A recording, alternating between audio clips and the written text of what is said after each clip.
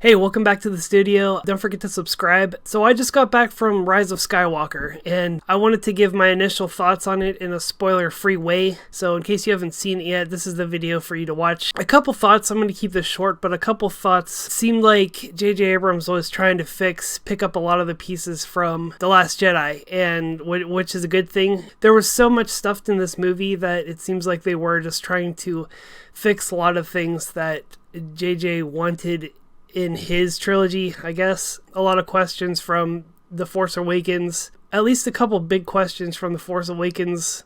This movie is definitely better than The Last Jedi. It was very fast-paced, lots of action.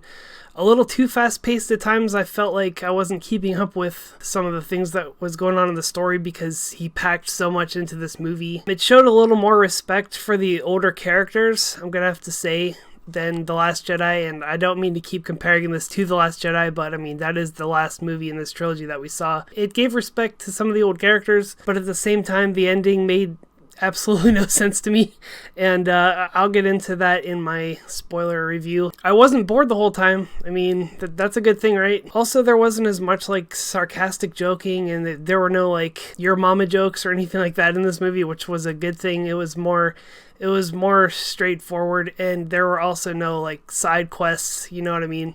It was all main story focused, which was a good thing. Kept my attention. There are still a lot of unanswered questions, which I kind of figured that was going to happen. Since this whole trilogy has kind of been, for lack of a better word, a mess. It's been pretty much full of holes, the entire trilogy. There are very good things about this movie and also very bad things. Very good things in terms of fixing what happened in the past, and very bad things like the ending, but I'm not gonna talk about that right now. It also introduced some characters that really didn't matter that much. I felt like it was kind of a waste of time with a couple of the new characters that they introduced in this one. There was a lot more lightsaber action in this one, a lot more force action, you know. As a Star Wars fan, I like to see that. It's been missing in pretty much all the Disney new stuff. But yeah, I felt like there was way too much story packed into this 2.5 hours. It probably could have been made into two separate movies. I kind of wish it was. I kind of wish that The Last Jedi would go away and that he would have just done this his way.